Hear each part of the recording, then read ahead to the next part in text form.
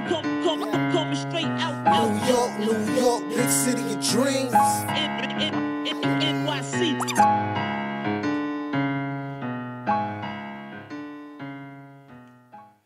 What's going on? This is Jailers from Nick of Time Show here, giving you that Knicks talk just in nick of time. And I don't know what the buttons are here. I don't remember which one is the applause, but yeah! I got it. I got it. Scorpio Murdering, thank you. Yes, sir. And we are back. We took a maintenance day. Yes. So we didn't have a show last week. And we was kind of scared of the snow. We was scared, but Yeah. we good. And if you look around, if you're watching on YouTube, you might see a new face, but we'll get there in a second. Yes, sir. To my right is the man, the myth, the legend. Got the stats and the facts. Ryan G in the building. That is right. And to my left, I said it right before, right? Yeah. Okay, So all right. to your left. Yeah. All right. To my left, newcomer on the KOT show. Yes, sir. Yes, sir. What is your name, sir? Let the people know who you are. It's your boy Khan. We in the building, man. All right. Khan's gonna get into some Knicks talk with us. No Kathy, no Edson this week. You know how it is. We holding down the KOT show. Yes, sir. Listen. We got another K. All right. We got another K. I know we talking about picking K's for Mad Long, Kyrie, Kawhi, Clay, and we had Kathy, but she's not here today, so we picked another K. We got Khan right here. Let's do it. Let's do it now. I know all y'all have been sad. There's been a lot of losing going on. Yeah, a whole bunch of L's. A whole lot of L's. What's the all button again? You remember the all button? The all button? Yeah. Is it? No, that's not. There we go. So. Oh. It's been a little depressing, but you know what? We're gonna talk about something. We're gonna talk about some hope right now. We're gonna talk about the future. Please. So, I know everybody knows about Zion. Oh, before I even get into the Zion thing, next week we will be talking Knicks Madness. Yes. Knicks Madness is we go over all the March Madness games and talk about how these guys perform and how they can possibly fit with the Knicks. So definitely check out the next episode where we talk about all the college prospects that can possibly be here. But yesterday, we had a championship game. Yes, sir. Was it Murray versus Belmont? Murray State versus Belmont, Ohio Valley Conference Championship. Mm-hmm. I know a lot of you guys have been in the comment sections on YouTube talking about, oh, get rid of DSJ. You know what I'm saying? Oh, we don't need him. We got Morant. Wait, hold up. Already, though? God damn, my man just came here. Listen. First, we should have drafted DSJ from the jump. Right? And now you should get rid of him. Big facts. And get John Morant. Listen, man, keep up, man. I know it's been 2 weeks, but this is what Knicks fans want, all right? Oh, man. So, I peeped John Morant. I peeped the game yesterday. You peeped it? Yes, sir. Con, you missed it, right? But I did miss it, but I caught a few highlights. You caught a few highlights. I know a lot of people seen the highlights of him jumping over people. Yes, sir. I mean, that looks good, but that looks good, but DSJ jumps, exactly. He's pretty athletic too. So yeah, they both got that explosion. Exactly.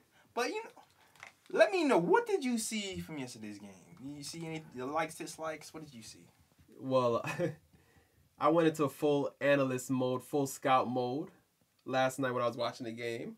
So I got offensive pros, offensive cons. Okay. And I'm also going to talk about the defense as well. Oh, the defense is we're going to get to that. Oof. But I'm going to start with the offense though. Okay. Dude is definitely not a jump shooter. Nah. I seen dude maybe take like 4 or 5 jumpers the whole game. Yeah. And maybe hit like 1 or 2. So he's definitely not a jump shooter, where in the NBA he's going to definitely have to develop a jump shot. They're gonna make him take those jumpers. Yeah, exactly. But at least he's not Ben Simmons bad, where it's like he won't take a jumper. Like at least he'll take a jumper every now and then. Yeah, when he has to. Yeah. Can't be playing scared. Nah, can't be playing scared, man. Exactly. But what I did like about him on the offensive side of the ball is the fact that he's a righty, but he can go either way. Left or right, it don't matter. And he can also finish with his weak hand, which I like too. It was funny because that last game, he went left. I felt 80% of the time. Yeah. And I think they were trying to force him left and thought they was doing something. And it's like, nah. Nah, they wasn't really doing that. Nah, it seems like when they force him left, it's like that's his strength because like I think in that game against Belmont, like there was like at least 4 or 5 drives where he finished with his left hand. Yeah, that's clean too. Exactly. So I mean, like that's the one thing I like about him is it seems like it doesn't matter whether he goes right or left. Yeah, and the announcer was sitting there talking about like if you said John Morant's gonna go to his offhand on the left side for you the way you take it. I was like, nah, bro, it didn't look like that. Exactly. It looked like that's his strength, but whatever. Yeah. So that's the one thing I like about him. Like he seems like he's ambidextrous. He can go right. He can go left.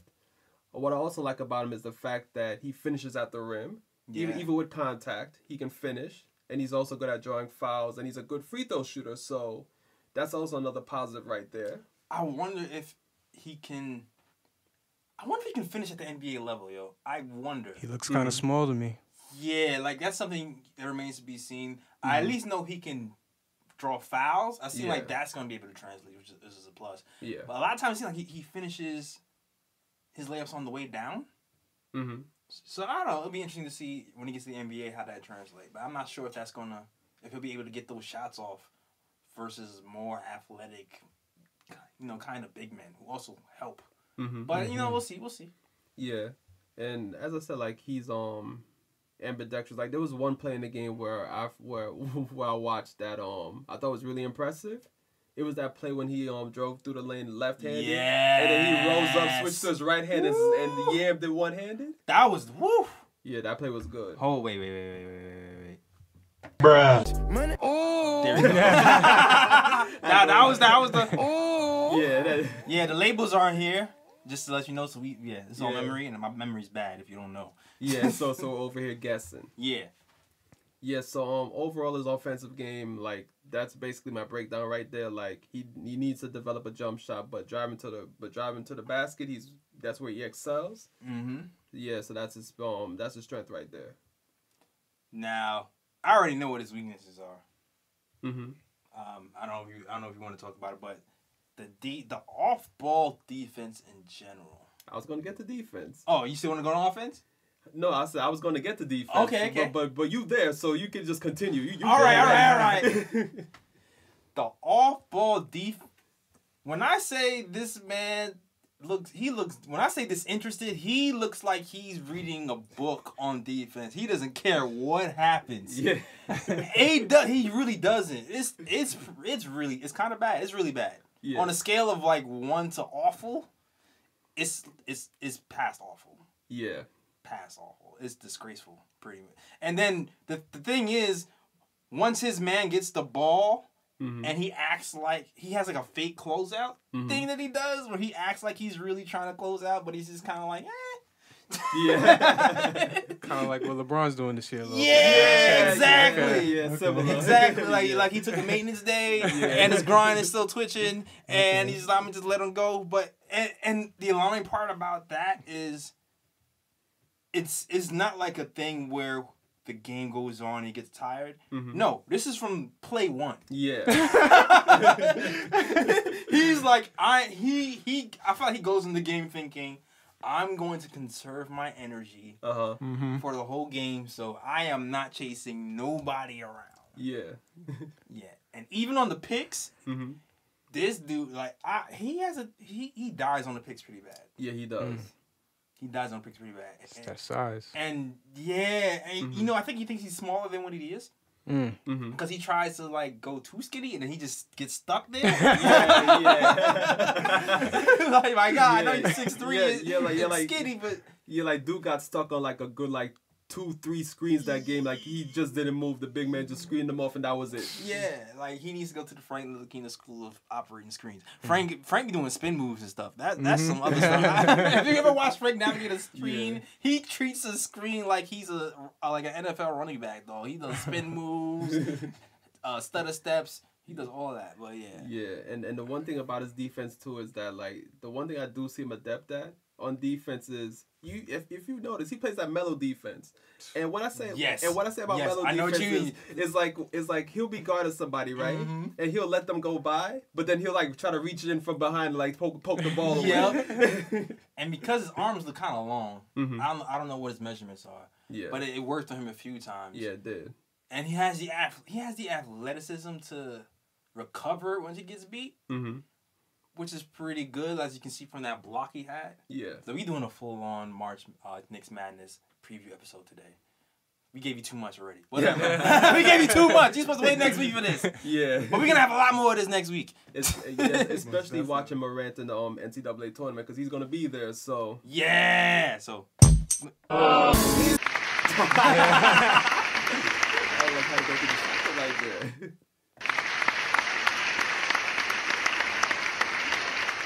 Clap it up for that, because I definitely want to see that in the tournament. I definitely want to see him against tougher competition. Which exactly. Yeah. It's needed, because if you come to New York next year, we're going to need all the talent we can get. I mean, defensively, especially, what? Mm-hmm. You talking about playing mellow defense. Oh, Lord. God help us. Yeah, God help us, man. God help us. We don't need no mellow defense here. Definitely not. But he is a shot creator for other people. Mm-hmm. Even though it wasn't really on display this game. Nah. But that is the reputation.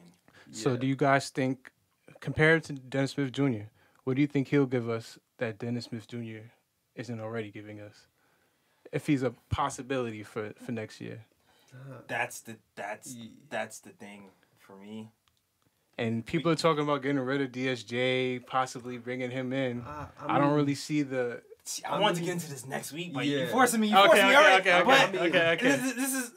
I mean, like, we'll touch on it. Okay. This is a great question. Okay. Yeah, for what I saw last night, like, I would tell those Knicks fans not so fast, because with Dennis Smith Jr., like, at least right now, like, even though his jump shot is not great, he at least has some type of a jumper. Yeah. You know what I'm saying? Sometimes he'll knock them in. Mm-hmm. What I saw from Morant last night, it was like, this dude's jumper is not there yet. You know what I'm saying? Like, he's going to take time to develop his jump shot. And, like, what he does do well, like, drive to the basket, finish in the lane, like, Dennis Smith Jr. does that well already. So it's not like we bring a Morant and he's going to do something different from Dennis Smith Jr. Yeah, I'm not going to expand on that too much. I'm just going to say I agree with Ryan. And I'll end by saying I don't think Morant is that much of an upgrade over DSJ. Mm-hmm. So I personally wouldn't draft him at this point. Now, before DSJ got here, yes. 110%. 110% yes. Now that DSJ is here, it doesn't really make sense. Like, the only reason I would do it is like if I have like another end goal, like I'm trying to take him because I know somebody else wants him, and somebody else has someone I want. Man. Oh, so you would trade? Possibly. I mean, that's what I'm thinking. If it comes to that. Yeah. If we're trading anybody, it needs to be for solidified, guaranteed talent. I'm tired of the project players, the project point guards, come on, man. This is where we are right now. Unfortunately, we have to be in the projects, dog. Like, we try to get out. Yeah, exactly. Trying to get out of the projects. So it's like, you're trying not to get gentrified too. But, but we in the project stage right now, man. Oh, man. Vanderbilt in them right now. But we collecting all these young assets. And everybody's a project right now. Yeah, pretty much. And speaking of projects, there was another game that came on. Was it Duke versus North Carolina? North Carolina, born and raised. Was that your song? Did you raise your shirt up like a helicopter? Nah. I was a young child waving my shirt in the air. Oh, you was a little child? raising your teething ring in. Oh, man. So, Duke versus North Carolina. I know you said you didn't catch the whole game. Yeah, I caught parts. So, what did you think of what you saw? I know Yeah. when you say Duke, you're looking at certain prospects. Yeah. Zion's not there, so you like RJ and Cam. Yeah, those two guys. First and foremost, I'm gonna put this out here. Since Duke lost Zion, the way you've seen Duke play so far, it just further proves why Zion is the number one pick. It just solidifies it right now. Yeah. Because since Zion's been out, I think Duke's been like maybe 4-2, 3-3, somewhere along that line. It's like presence. Yeah, like you can clearly tell like Zion is the person that really gets that team moving. The emotional leader. Is he their Draymond? He's more than Draymond. I mean, not this year's Draymond. I'll talk about before Durant got there, and it was Curry and that pocket, not today. He is the heart and soul of that team, though. Yes, the heart and soul. He doesn't dominate the ball. He doesn't do too much, and he's the driving force. So most definitely. And don't get me wrong, like Barrett is still a top prospect, most definitely. But it seems like without Zion there, it's like he turns into more of a volume shooter in my opinion. And it seems to me like it's hard for him to carry the team. You know what I'm saying? Like he needs that extra player next to him that will help open up, open it up a bit for him, where he can be more effective. Yeah, that was kind of the knock. He has the tools, but he struggles to execute in the half court.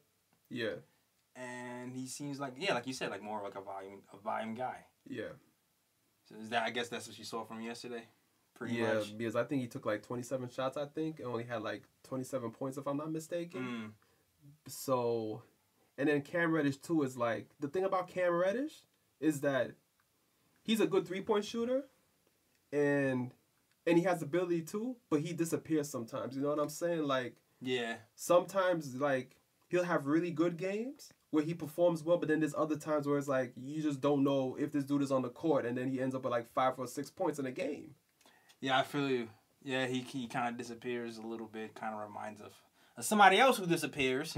That's on the team. Yeah. Yeah, Knox. Knox disappears when Cam disappears. It's like, do we need another Houdini on the squad? I don't know. I need somebody here. I need a killer. Yeah, and then it's like as much talent as Barrett has, it's like I feel like we don't need another volume shooter on the Knicks. You know what I'm saying? Yeah. So to me right now, it's early. Like we're gonna go into this deeper next episode. But for me right now, it's Zion or bust. Right now. See this is what remember I was telling you I was shaking on RJ. This is exactly kind of why, man. That's why I'm on. Even in my mind, I know RJ Barrett is supposed to be the consensus number 2, but I was even considering Ja over Barrett for a second, and I feel like our analysts would probably call me crazy. And everybody watching probably call me crazy too, which is understandable because the upside. I get it. It's the upside of someone like Barrett that makes you go. Okay, you know what? I'll go Barrett, but yeah, it is what it is right now. I'm not that comfortable with Barrett at 2. There could be others. There's you know what it is too. There's other options that are a little more. Definitely other options. There's other options lower that are more like they don't have the upside, but they can possibly be more consistent. Which is that trade-off that people don't want. They don't want that. Okay, they don't have the athleticism. They don't have the. Yeah, I know. But they can get you the shots. Yeah. And they don't take dumb ones, or you know what I mean? They just they fit more of a team, non-Chucky concept. But we'll get into that next week. Yeah, next week. We'll get into that next week. Because I can already throw out some names right now of other players who's gonna probably be in the lottery. But yeah, we're gonna wait. We're gonna wait till next week. Episode, yeah. Knicks Madness, maybe even the next week after that. But because the week after that we really go through the whole top 10 list. But next week, we just gonna kind of recap these college games, and then talk about those guys a little bit more. But, Tune in. Next 2 weeks should be lit. Yes, sir. Something to get you through this long ass season. Yeah, don't worry. Season's almost over. We have 1 more month. Yeah, man, we almost here. We almost there. Don't worry. Rock with us. Rock with us. But now we can get into this Knicks stuff that's happening. Yeah, Knicks have been playing well. Knicks have their 3rd straight 50-loss season. Lord have mercy. Oh, wait. That's definitely not an Bruh. Bruh. There you go. There you go. Third straight 50-loss season. Also, we had some disappointments from some people on this team. Mm-hmm. Kevin Knox, man. Let me know, man. Let me know. K. We talked about K last season too. About the concerns. What do you think? Is the lack of Kevin Knox concerning you? Well, I mean, I try to look at it from a positive standpoint. He's just like 19. Yeah. So he's basically still a kid. He's only 19. So I understand that it's not every player that just comes into the NBA and they get it right away. Mm-hmm. Some players will take time, and I'm hoping Kevin Knox is one of those players that it takes some time for him to get it. But like, I don't know, man. To me, it's like, I feel like he's disappearing way too much. You know what I'm saying? Like, I feel like he should be at least putting up at least like 10, 11, 12 points a game. You know what I'm saying? At least. He has the ability. His confidence isn't there. He's too timid. Like I said, he just seems like a little boy amongst men, you know? And the talent is there. You see it, you know? It's there. He can shoot. He can drive. After he dunked on Ben Simmons the way he did, he should be dropping 30 every game after that. Like, I don't get it. That's the thing. Like, flashes are flashes. Like, flashes mean you can have a nice play, but what makes players great is people who are consistent time after time after time. December, he had a great month, but at least scoring-wise, but it's disappeared since then. And I think for me, the biggest concern with Knox is the lack of defense. Like I would still like a block and a steal a game from him. You're 6'7" and you're long, and there's a lot of alarming things that happens. Like I notice people kind of just sometimes just blow by him without any regard for life. That's crazy. I don't understand how fast break. He just kind of. There was one. I don't know what game it was. It was a game where, I think it was the Sacramento game. Was it the Sacramento game? Was it? He seemed like he just got out the way. I didn't understand. I was like It seemed like he was trying to funnel him into the help defense, but he was the first player back, so there was no help defense. So he just funneling him to the basket. So I was kind of like, "What are you doing?" Knicks tank. And he did that twice. The same on a fast break. I'm like, "Why are you moving out the way from the drive? Like, get in his face. Like, take away his airspace." Yeah, he's supposed to stop the ball first and foremost. Yeah, and then 2 plays later, he played defense perfectly. Slid his feet. He challenged the guy at the rim. I was like, "Oh, so you can do it." But you just... That's why I say the confidence, man. You just got to do it. Own it.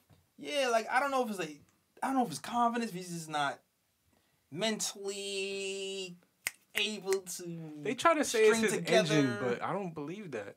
I don't believe that. I think it's the mentals, man. I don't think he's mentally there to... I think sometimes I think no one's home. Sometimes you knock on the door and it's like, ding, ding. And he's like... I mean, maybe it's a rookie wall, but his rookie wall it's been up too long though. Yeah, seriously. Yeah. Seriously. I think that's what people's concerns are with Knox. He takes from what he's shown in summer league and what he's shown flashes in the beginning of the season, we thought he might be a little bit further along this season. I think that's what really it is. Yeah. Like, there's certain players, when you see them, you're like, okay, they have a ways to go, but by the end of the season, he'll probably be here. Yeah. And I'm not sure if he's... Like, the only thing I kind of seen him improve on this season was finishing stronger. I seen him do that a few times, but then he'll revert. Yeah, seriously. But yeah. Hopefully, I haven't given up on Knox. Not definitely not. Way too early to give up. It's just crazy because he's been shooting like 30% since All-Star break. I'm sorry to say, but those are Frank Ntilikina numbers right there. I'm sorry to say. I really just think Knox he needs a vet. He's one of those guys that probably need a vet to get in his ear, let him know, like, this is what happens, you know, you'll be all right, man. Just keep trying, keep fighting, keep shooting. I feel you. I mean, the Knicks have Bernard King chilling with them and giving him advice because he was there at the beginning of the season. Mm-hmm. And you just want He's probably never seen Bernard King play anything.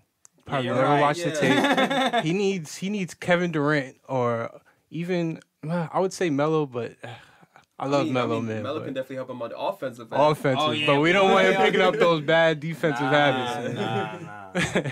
Shout out to Time Beard. Time Beard is one of my favorite stat guys. He said, here's a stat. Kevin Knox has not been shooting 45% from the floor since January 13th. Oh my gosh. Damn. Bruh.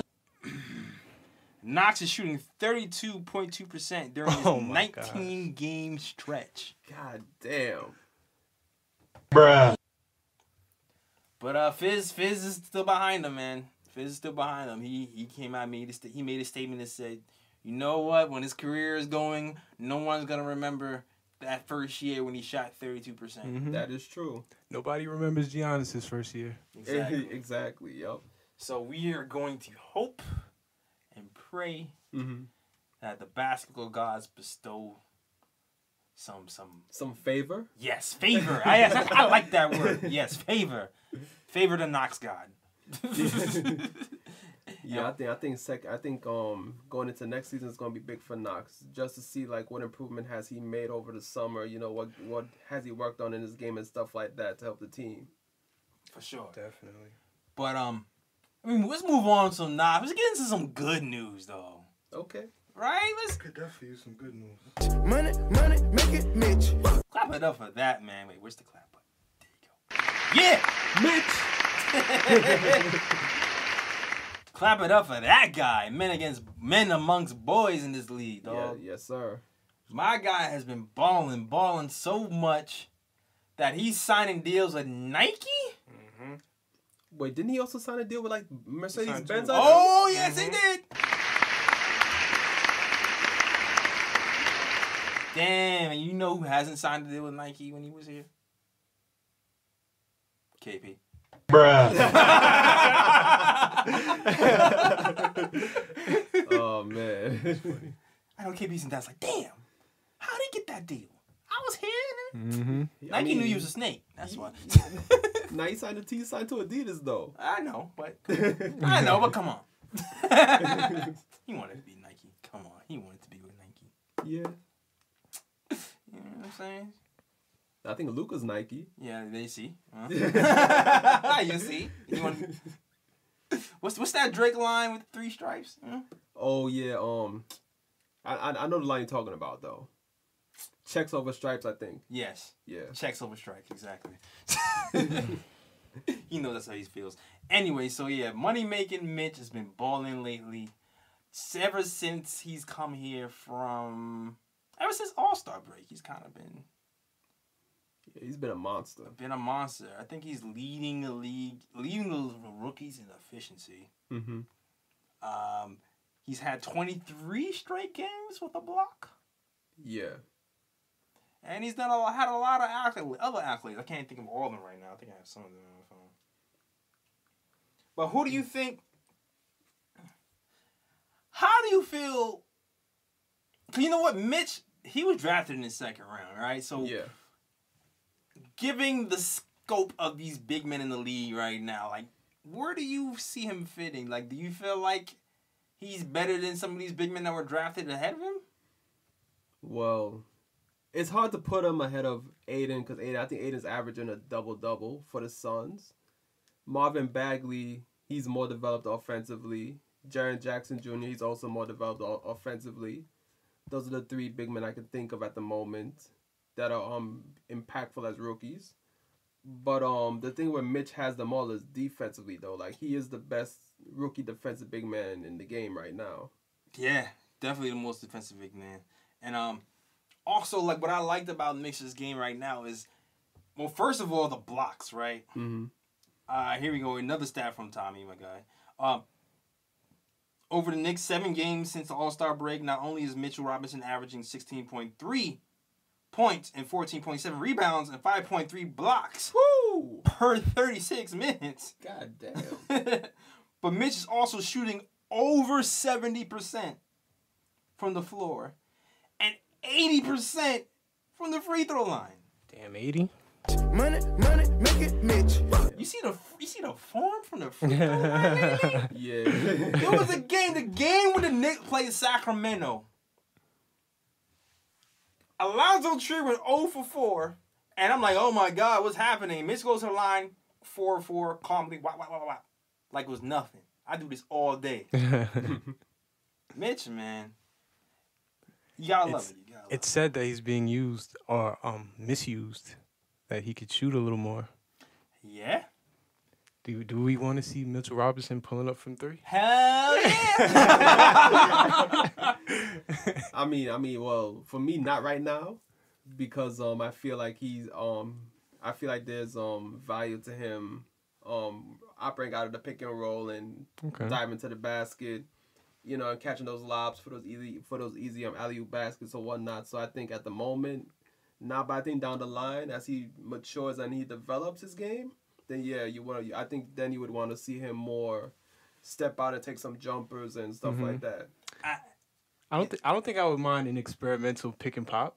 Just, you know, take a jump shot or two. Yeah, you know. See if it goes down. If it goes down, maybe you can take another one. Yeah. Get a little comfortable. Yeah, see that. Yeah. Because right now, teams like this last Sacramento game that happened, and listen, if you listen to it, we're not doing any like game breakdowns. Yeah. Because you know we want everyone to not die of depression. So Exactly.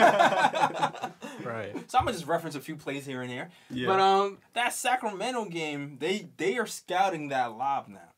Teams are scouting that lob. So on that pick, sometimes they're really just kind of crowding that paint and making sure that lob don't even happen.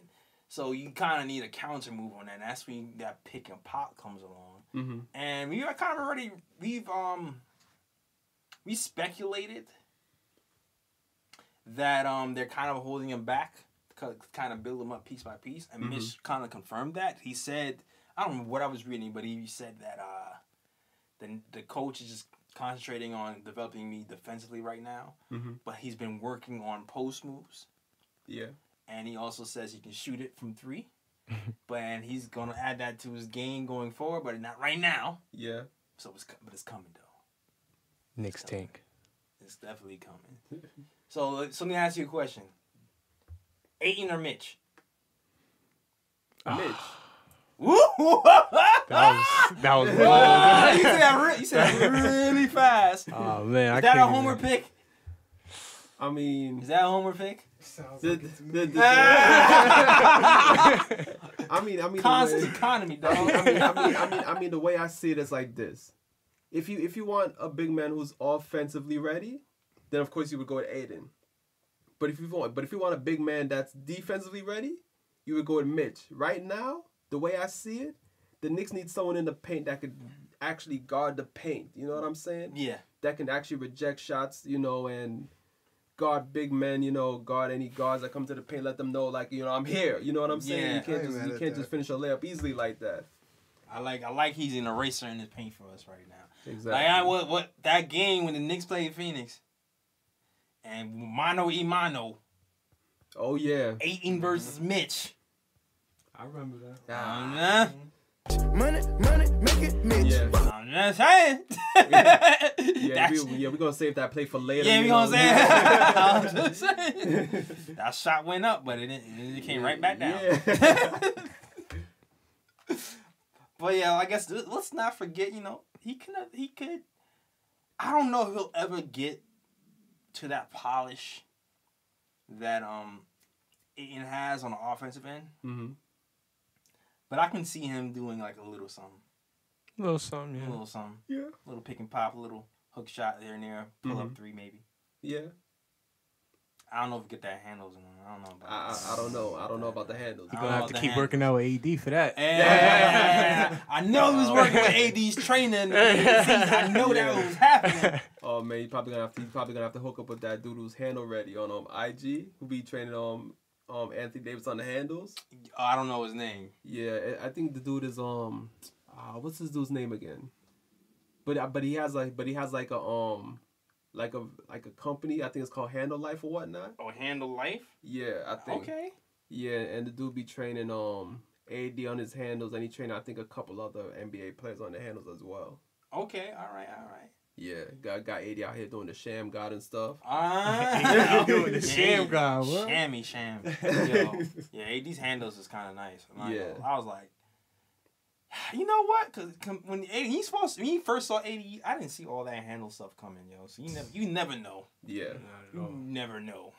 Not at all. But shout out to Mitch, man. Mitch is making this season bearable for me, man. Yeah, he is. He's becoming like one of my favorite players on the Knicks. Yeah. Or maybe the favorite player. Now, when people are talking about that Anthony Davis trade, they're like, dog, please, please don't give Mitch. I No, know. please, no, not Mitch. Yeah, Mitch gotta stay. Take man. my firstborn, not Mitch, no more. Yeah, they could keep AD for that. Exactly. They could keep AD for Take that. my sister, my mom.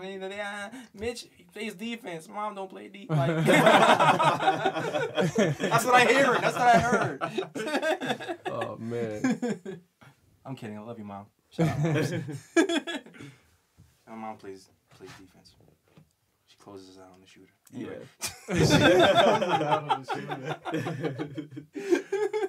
I'm weak.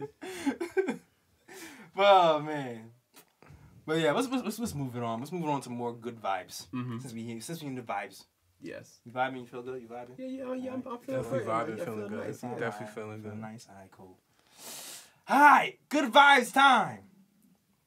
Other guy I'm loving so far in this little stretch, even though we getting waxed every night. Zoe. Yes. ISO Zoe. ISO Zoe. True. He's not Haitian. Oh man.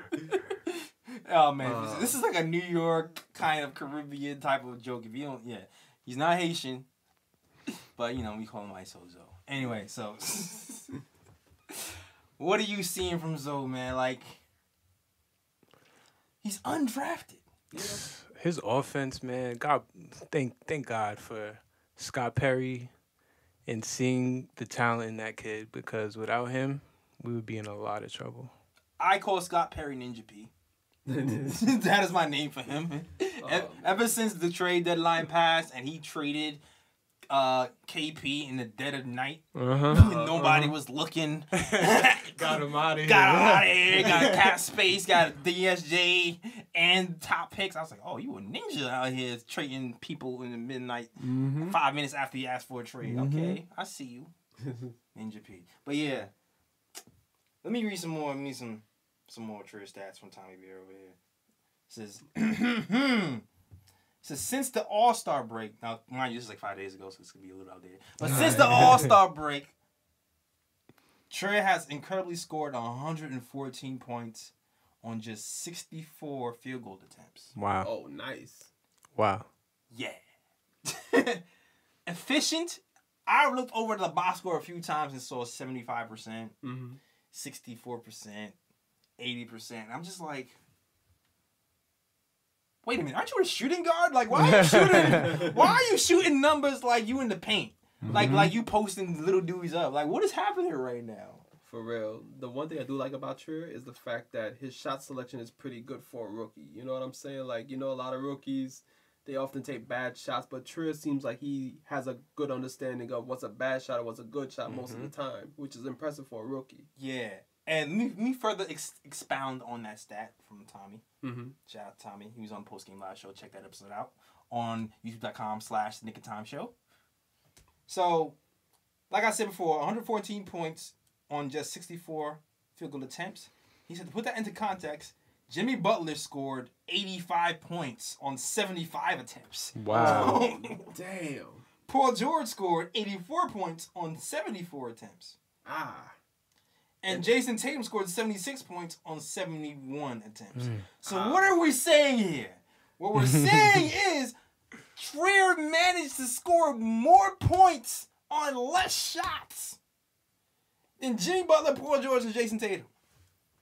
I mean, hey, dude is mad efficient. And I mean, you know, once we get KD over here, that's going to be another efficient player right there. We're going to have 2 efficient scorers right there. You know what I'm saying?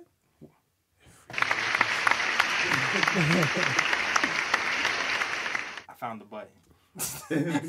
So, I have a question for you guys, too. And I was just like, listen, man, like, this guy went undrafted. Uh-huh. A lot of people keep saying, oh, what's Trier's ceiling? That everybody goes second rounder. Like, score off the bench or score off the bench. Mm-hmm. Are we overlooking this guy? I think we are. He could possibly be an all-star. Is that too far-fetched to say he could be an all-star? I mean, I don't think it's far-fetched. I mean, to be real about it, like, I do like his current role right now. Like, I do like him as a scorer off the bench. He could possibly be more though down the line, but as of now, like I do see him as like a future 6-man of the year. 6-man. Are we saying he's 6-man of the year because he was undrafted? Yeah, I think so. Because because if he was drafted, would we be saying that, or is it only because if he's outperforming first rounders today? Mm-hmm. So if he's out, like, what is the link? Like, what's stopping him from being an all-star and not just 6-man? I mean, I don't know. For me, it's too early to tell, you know, because it's just his first season in the NBA, and like right now, the Fizdale's starting lineup, like he has Dotson at that 2 guard right now, right? And Dotson's been more consistent, and he's a better defender. So I feel like... You feel like it's the defense? So I feel like, you know, Fizz's philosophy, like, he focuses more on defense, you know what I'm saying? So I feel like with Trier, even though Trier's not a terrible defender. That's what I'm saying. Yeah, he's, you know, like, he's decent, you know. He's not great, but he's decent. But I just feel like at the moment, due to like, the coaching philosophy and things like that, I think at the moment, like, Fizdale would rather a more defensive presence in the backcourt as opposed to, like, a guy who's going to get you buckets. You know what I'm saying? Yeah, it's like for our team specifically. Yeah, our roster, I would say. Yeah, for our roster, if our point guard was better defensively, right? Mm-hmm. Then I would say, you know what, start Trier. But since our point guard, he's not super terrible, but he's not. He could do better. Yeah, I mean, he's okay. He's okay. He has his lapses. You know, he got carved up a lot in Sacramento, but you know, I don't know if I'm gonna hold that against him. But Yeah, then again, he's going up against De'Aaron Fox. Yeah, De'Aaron Fox boy is a a problem. Yeah. I got that boy good, right? I don't know if I want to hold that against him too much. But I don't know. It just seems like Trier can kind of do this. He can set people up if he wants to. I feel like over the past, since All-Star break, I feel like his shot selection has gotten better. Mm-hmm. He used to have that tunnel vision thing happening, and I feel like he's picking his spots more. He's passing it out to the shooters in the corner a lot more. That was one of his knocks coming out of college. Yeah. That he had that tunnel vision, and as we can see, he's growing. So I think with some more minutes, you know, the right roster placements for us, he can definitely be an all-star for us. Yeah. At some point. But we have to have the right Not pieces today. around Not him. today. Yeah. Not today. Like right now, it doesn't make sense to start him in my mind either, because of. But I feel like Dotson is just better with that team. Yeah, But Dotson does definitely. not necessarily have a better skill set. No. Really, it's just better for the team. Or even just ceiling, period, you know? Like, yeah. Trier's going to really... I feel that he's going to really be for something for us someday, you know? Yeah, because I think like right now, I think Dotson's ceiling is probably, you see him as a 3-and-D player. You know, a player that's gonna shoot the 3 well and play defense. But Right. Trier, you see as a guy who he could be a legit scorer down the line. You know what I'm saying? Yeah. Possibly even two-way for all we know. he could probably start defending, and you know, Yeah, there's room for improvement on defense too. So Yeah, you got that chase down block thing going. yeah, I feel like he stopped that too. He don't like getting those goaltending calls on him. I mean, hey, look at it. Look at it this way. Knicks right now taking a bunch of L's. You know, so at this moment it's like, you know what, F it. You know, if you get a few goaltending calls on a few of those rundown blocks, so be it. Yeah, man. So be it, man. This boy's so be it. I'll take that any day of the week. Yeah. But I like what I'm seeing from Trier. I think he can possibly be All-Star. Possibly. Yeah. Out of these guys, though, you know what? I was going to go somewhere else. I'll hold that. You know what? I'm going to go on to some other news. Mm-hmm. Here we go. Is it this button? Well, what button are you trying to press? Oh. That's the button. All right, I know you guys are tired of hearing us talk about Frank. I know. He's not even playing. Why are you guys talking about he's not even... He's still on the team. Yeah. He's still on the team, and he's under contract. Mm-hmm. So we kind of have to talk about him. And this week, we're definitely talking about him this week. Because news came out that the Knicks are looking to shop him during the draft. They want to move him for a pick. Mm-hmm.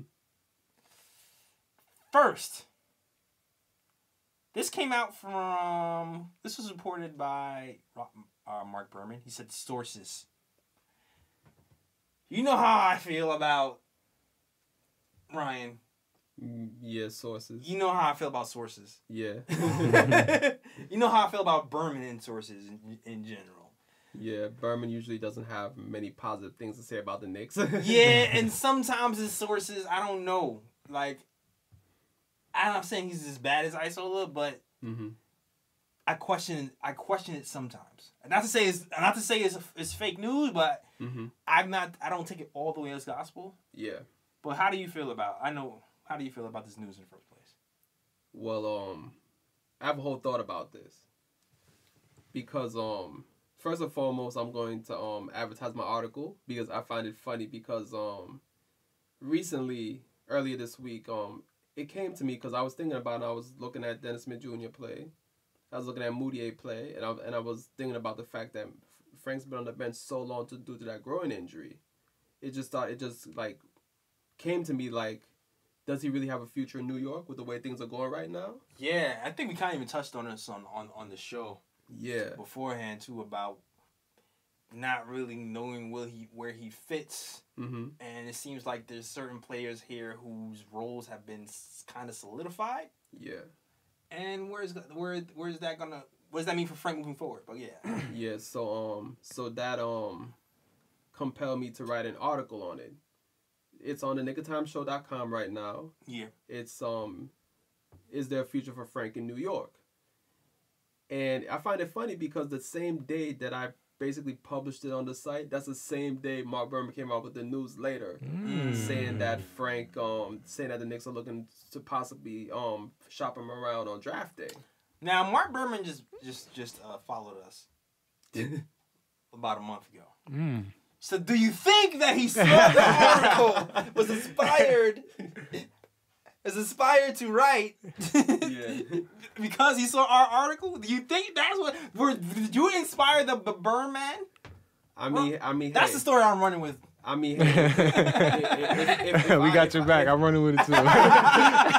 if I inspired Berman and I'm the source that he's talking about, he needs to give me some money, all right? I just helped out his career right there. I just helped out I just helped his career right there.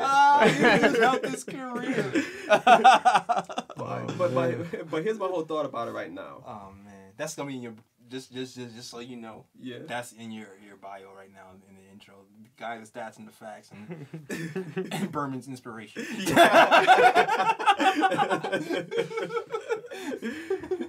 So here's my whole thought about this right now. I honestly think Frank's time in New York Don't say it. was doomed No. Bruh.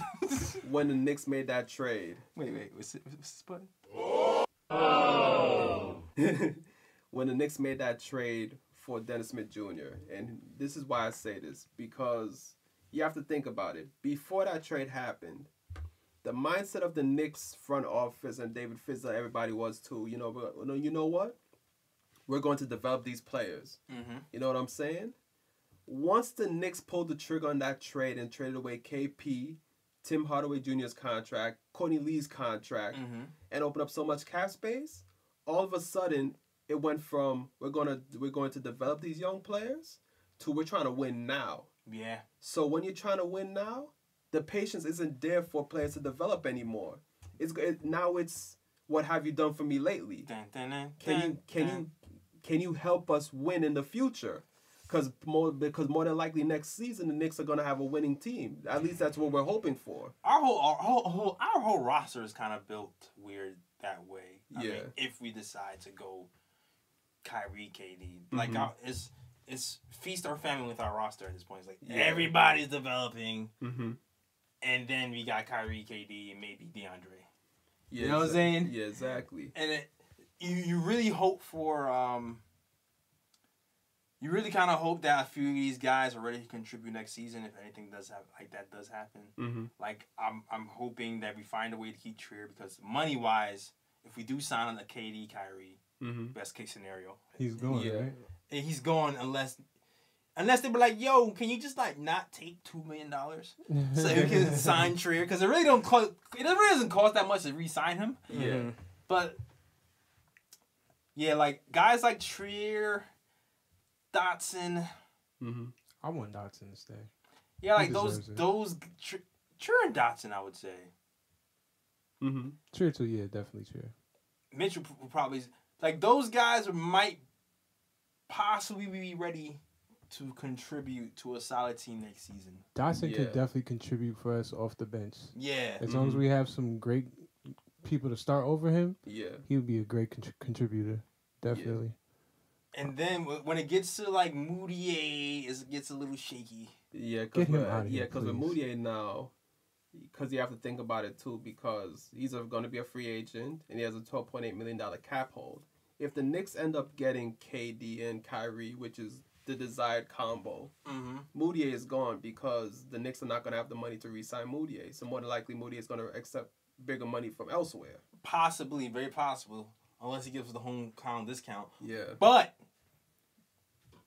what I could see happening too is if we get Kyrie, I don't even know what's going to happen with DSJ if Kyrie is here. To me, that doesn't really make sense. It wouldn't make sense at all. You're going to have him come off the bench?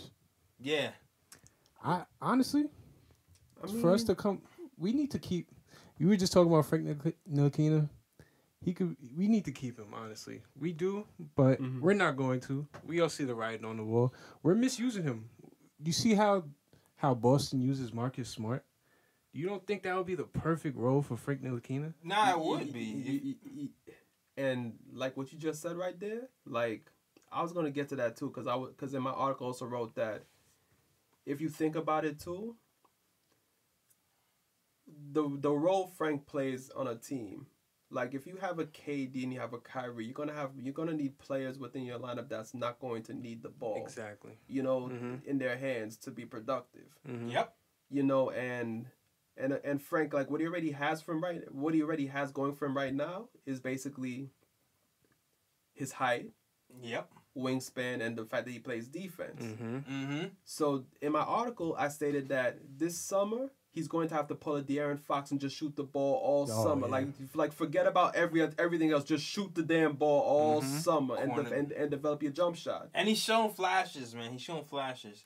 He in the beginning of the season, before things went awry, he was shooting 40% from three, and then all of a sudden it dropped off. He got injured, came back, started shooting 40% from three again.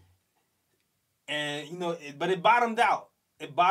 Like it didn't stay like that for long periods of time. He kind of did like the Moutier thing, where it seemed like for this certain amount of time it became consistent. Then all of a sudden he realized, oh crap, I'm doing it, and he like, it's like when you first riding a bike and you're like pedaling, and you're so surprised you're pedaling that you fall into a ditch. Yeah. That's what I feel like happens with Frank. Like he starts playing well, he's like, he's too in the moment. He's not in the moment. He's just oh my gosh, and then he falls into a ditch. Now, like, but like you said, I'm not sure if we get Kyrie if DSJ is coming. It stays, and in that case, there could be many scenarios for the backup point guard. Like you said, Fizz loves Moody, so I wouldn't be surprised if we kept him either. And he took the hometown discount. I wouldn't be surprised if that happened. I know, Con. I know. I see your face. It's fair. I don't know, man, because it's like Moody is coming off his rookie deal too. On top of that, like, would he really want to take little money like that? He wouldn't. Who is going to give Moody a lot of money? You never know, man. You are wishful thinking. I mean, he's not going to get that $12.8 million cap hold, but no. Only the Knicks would do that. No. Ninja P is smarter than that. No, he's not doing that. But I mean, I would think that because as I said, like if Kyrie and KD comes, they're taking up most of the cap anyway. So it's like you would think Moody can get at least like a $4 or $5 mil somewhere. Dog, listen. This trade deadline pass, I ain't see damn near one Moody rumor. I ain't see one. Did you see one? Nah. I didn't see one. Yeah, Not one. Not one. None. I think GMs are sitting here like, all right, I seen flashes, but I don't believe it. Exactly what you just said, the flashes. As soon as he started showing good signs, they should have just put him on the bench and said, exactly. Yeah. He's on the trading market. Who wants him? Like I seen rumors for Frank. I seen rumors for Dotson. I seen rumors for Vonleh. I did not see one rumor. Yeah, for Moody. Yeah. So when you say, "Oh, there's some other team gonna come in and pay him $6 million," I don't even think that right now, dog. I think they be like, "All right, vet minimum. I'm not $2 million. I mean, $2 million. I mean, not even a Vet bad minimum. team. Wow. I don't know, yo. What bad team needs like? We got Jared Jackers in the G League, dog. Like, shout out to Captain Jack, man. You guys don't think Phoenix would throw him a little money? Phoenix do need a point guard. Phoenix is in a lottery right now, man. Yeah, True, probably Morant going there. That's true. That's true. Yeah, I mean, But it's not guaranteed. If they don't pick up a John Morant, they'll still be in the market for a point guard. Yeah, that's true. That is true. That's true. For And also to debate your own point too, because I think I heard you say like you don't think there's going to be space for Dennis Smith Jr. if Kyrie is here. I actually think otherwise. You think so? Yeah, I think he could stay because you have to remember too, Kyrie is injury prone. So you're gonna. That's so very I mean, true. because it's kind of like with how Rozier works in Boston too. You know, where it's like, okay, if Kyrie does go down, you have another point guard where you can just fill in. You know what I'm saying? And he can fill in well. The difference there is they're championship contenders. Do you guys think we'll automatically be championship contenders next year? I mean, Because Dennis Smith Jr. with his mentality, I don't know that he'd just be okay with taking a back seat and coming off the bench for anybody. Exactly. That's exactly. I don't think he wanted to come off the bench in Dallas. Exactly. He wasn't coming off the bench. Just wasn't getting enough looks in. And he wasn't getting enough looks. Yeah, exactly. He was just playing off ball because they had Luka there, so it was like. I'm not sure. I mean, we'll see how good. If that ever happens, we're really gonna see how good Fizz is at kind of maintaining personalities right now. Yeah. Because I can see that going left. You see Dennis. Dennis is a little bit of a goon. He is. Yeah. Dennis like. Since he's been here, he's almost gotten into like 10 fights. Yeah. Definitely. We love it though. Yeah. We definitely love it. And like I said, I still remember Knicks versus Dallas. Frank caught Dennis with a hezzy, blew by him, and then Dennis shoved him to the floor. And I was sitting there like, I was tight. I was like, yo. He was already mad. He took his no one's team. stepping up. Enos wasn't on the court, so He can't be there to be big brother. Yeah, he wasn't on the court, so he wasn't doing that. And then Frank gets up and starts chuckling like, that was like, yo, he wasn't trying to push him back. I was like, yo, no one's gonna say nothing. Can you imagine how the conversations go between them? Frank probably like, yo, G, I still remember the time you pushed me when you were in Dallas. My God. No, he didn't say all that. He's like, I'm gonna pass you the rock when you open. Yeah. He's like nothing like that. He was like, all is forgiven, man. So Dennis don't even remember what happened. let me ask you guys, because we're talking about getting Kyrie next year. Mm-hmm. Do we feel that there's any chance that Dennis Smith Jr. could potentially be anywhere near a Kyrie Irving in the next few upcoming years? Because he's showing a lot of potential as far as like scoring and being just like a dynamic player that impacts the team. Mm-hmm. I don't. It's really the jump shot right now, man. Yeah, he has to develop a jump shot. Because the thing about Kyrie is that, like, Kyrie has a jumper.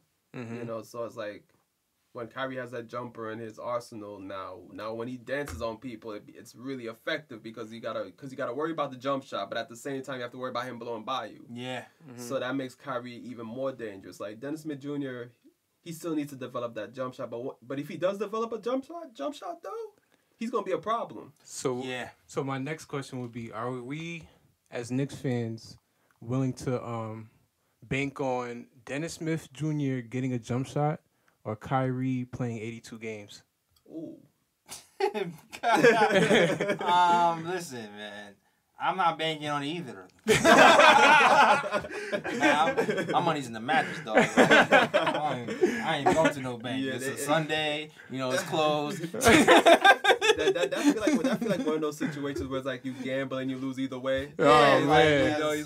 you know, there's no chance to win. It's like it's an L. I mean, Fizz is apparently the hitch fixer. He got Moutier to get that stroke looking all right. That's true. Yeah. He is the hitch fixer. You never know. You might have that hitch going by next season. He needs to get in the gym like De'Aaron Fox. De'Aaron Fox all of a sudden hitting jumpers. Hitting right? jump Yeah. shots, yeah. So I don't know, yo. It can very much happen for him, man. You've seen point guards develop that. Mm-hmm. Like it was a point when Derrick Rose was starting to get to that next level. Mm-hmm. Was when he started hitting that jumper. And once he started hitting that jumper, it was just like pretty much game over until he got the ACL stuff. You know what? Matter of fact, man, I'm gonna put this out here right now. Somebody get this tape to Chris Berkeley, please. Okay. Dennis Smith Jr. I mean, you influenced Berman, so you can probably get the Chris. Yeah, right? Wait a minute. Speaking of getting the Chris.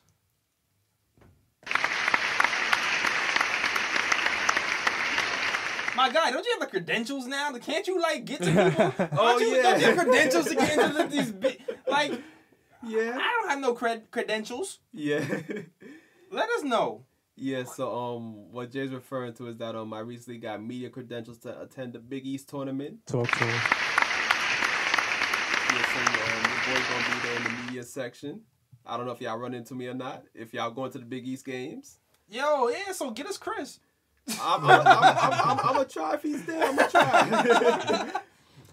but yeah, Chris Berkeley, if someone get this tape to him, please. Yeah.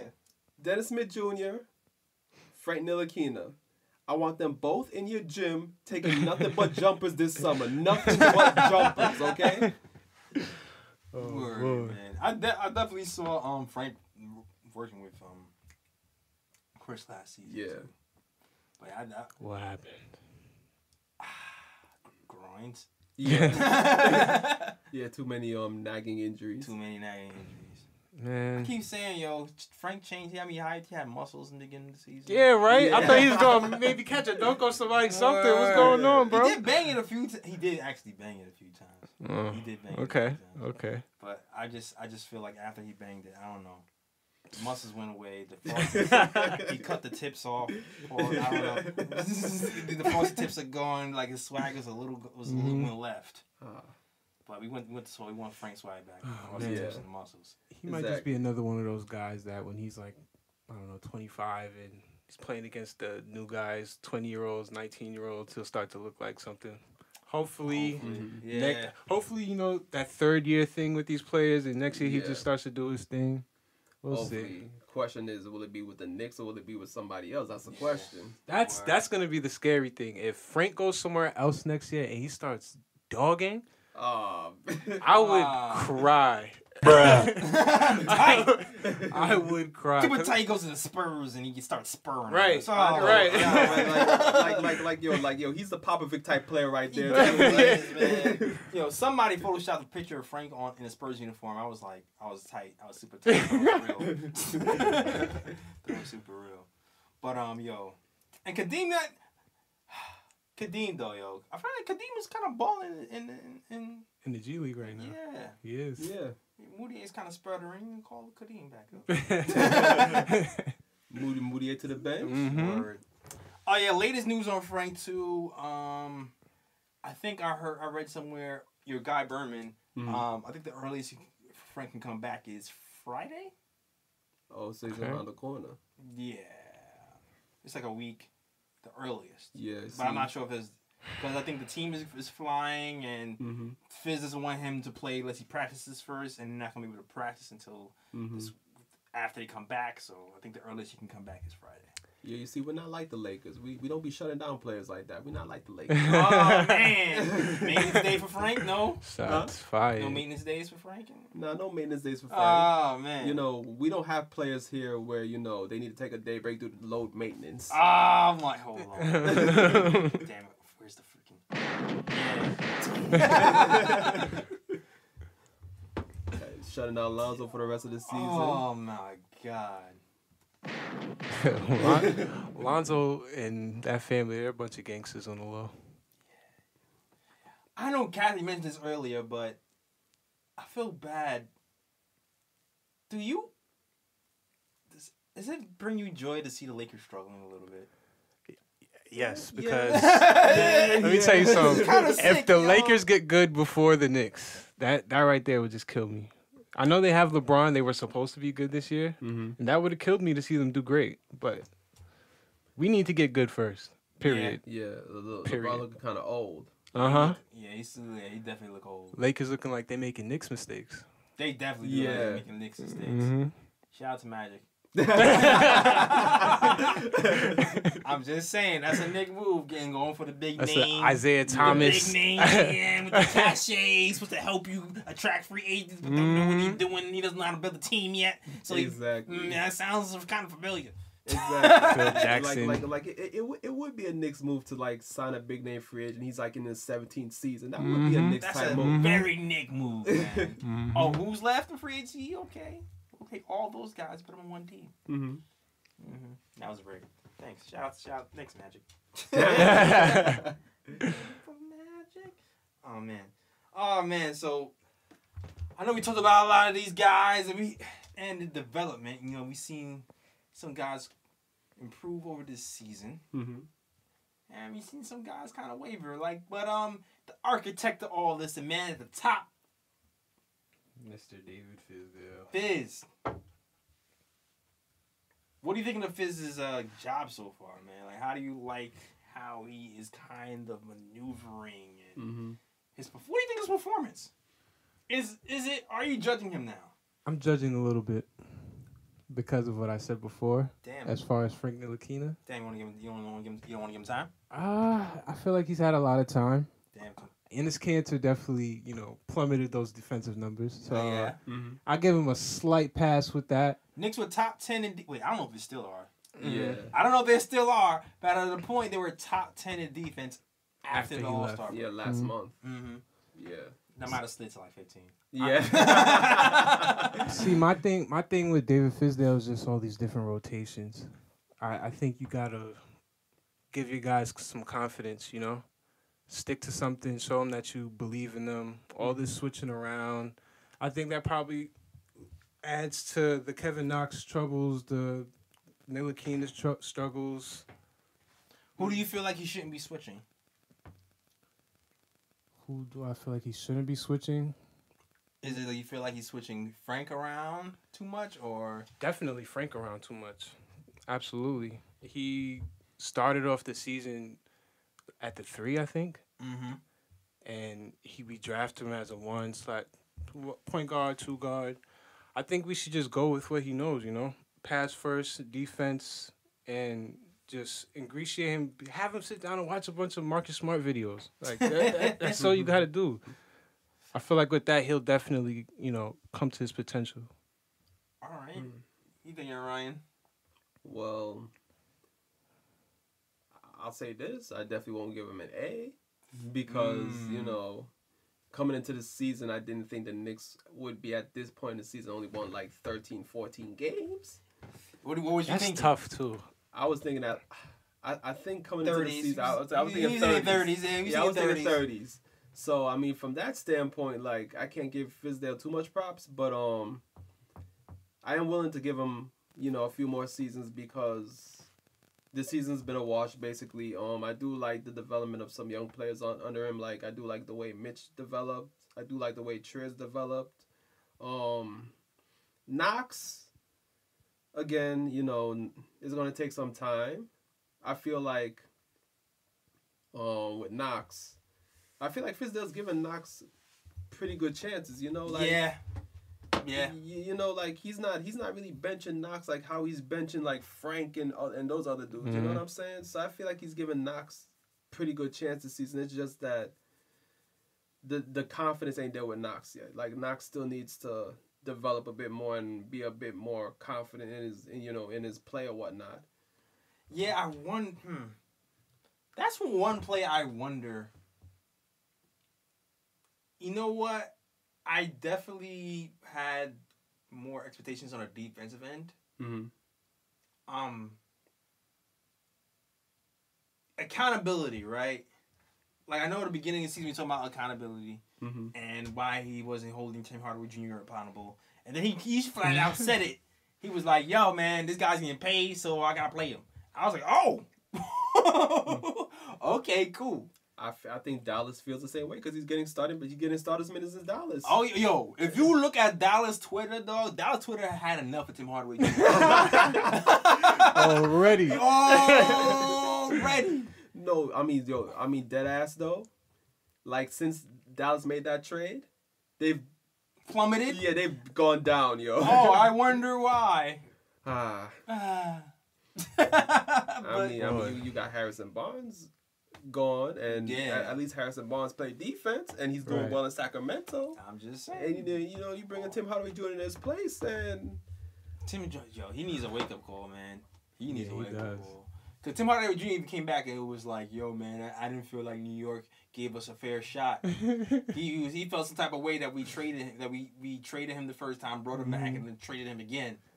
I saw that same report. Yeah. He said, I saw what you're talking about. No, we gave him a shot. We gave him plenty of shots. That's the problem. We should have taken away some shots. Like $20 million worth of shots. Yeah. Shoot too much. Pass the ball. Yo, that reminds me, son. Like, the other day, the Milwaukee Bucks re-signed Eric Bledsoe to an extension, 4 years, $70 million. That's $2 million less of what Tim Hardaway Jr. is earning, and Eric Bledsoe's a way better player. Yeah, man. Like, what is I'm so glad Ninja P is here, man. I'm so glad. I just wish he came before Steve Mills made that dumbass deal. Oh, man. 2 weeks too late. I know, man. 2 weeks too late. We left you alone with the pen for 2 weeks. You ain't know how to act, my God. Like, dog, take your pen away, man. Stop. For real. Oh, my God. Don't ever in your life. Nah, man. Ever be left alone with a pen. He's like, this is my shot. Who's first? Oh man, I had hope for him too. I'm not gonna lie.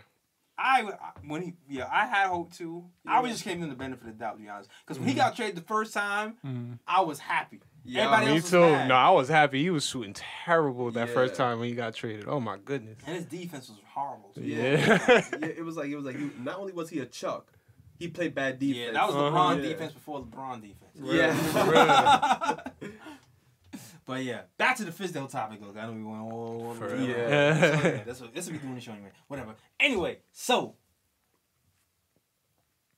I guess with some people's criticism of Fizdale has to kind of do what you say is the rotations. They don't feel like the rotations are smart. They don't like Lance Thomas in the lineup sometimes. Sometimes they feel like there was a game when Knox was shooting badly. He was like over 600. And then the game was in the balance. Knox was out the game when the game was in the balance. And then all of a sudden, like 4 or 3 minutes left, Fizdale was Knox in the game. And you're sitting there like, wait a second. Are we tanking on purpose? Because like, seriously though. Seriously. Why would you put Knox in the game when he's shooting like 2 for 30 with the game on the line? Yeah. So in that respect, you're like, man, is that coaching? And I don't know It's hard to judge. Yeah. It's hard to judge. We can't tell if we really can't tell if he's doing it on purpose or Yeah. if this is what it is. Is that development? You see, Fizz see the writing on the wall. Fizz is like, you know what? He's trying to take for Zion? Yes. Fizz like, yo, I'm looking at the talent on this team. I can't do it with these guys. I need Zion here. We need Zion now, all right? Oh, so things like that happen, which I can't really gauge. But the thing that makes me, that I'm weird about, though, is the freedom of the offense. Mm-hmm. I was kind of waiting for some other offensive plays to be added into what's happening already. I haven't really seen that. It's still been really freestyle, pick and roll, curl play, pick and roll. Now that Mitch is here, side pick and roll out. Yeah, pretty much. Like, I really wanted to see a little bit more offense happening, a little more plays being drawn up, and I'm not sure if that's going to happen. And I really want to see what's going to happen this season. I wonder if he's only doing that because Dennis Smith Jr. is here, and he doesn't want to restart it again, or if Moutier and Frank were still here, would he actually add to the offense? You know what I mean? Yeah. But I would like personally for him to hold other players accountable on the defensive end a lot more. Definitely. Oh my god. I want to see him pull players for messing up on defense now. I want him to pull a pop. Because at this point in the season, I think you should know what your coverages are. Isn't that what he promised us earlier this season too? That he would be pulling people that weren't giving their 100% effort on both ends of the floor? Yeah. Yeah. Yeah, he did. He definitely did. That's just one thing I'm not really feeling. Like you say one thing and later on it's kind of fluffy. You can't really tell what the real truth is. Like, I seen him do it with Mario. I definitely seen him do it with Mario. Yeah, definitely Mario. Yeah. I'm not sure if I see him do it with Knox. Nah. And that's the, you need to do that with him too. Yeah. He seems fragile. He might be scared to break his confidence. Maybe. You take Kevin Knox and put him on that bench, he might just. You can sit him. You can sit him though. He's playing 40 minutes. You can sit that man. 40 minutes. He's playing mad minutes, man. Yeah, you do. He plays a lot of minutes. 40 is a lot for somebody not playing good. Plus, we got Henry Ellison now. Yeah, Ellison. Yeah. Why are G League players always look better than our actual players? You know what?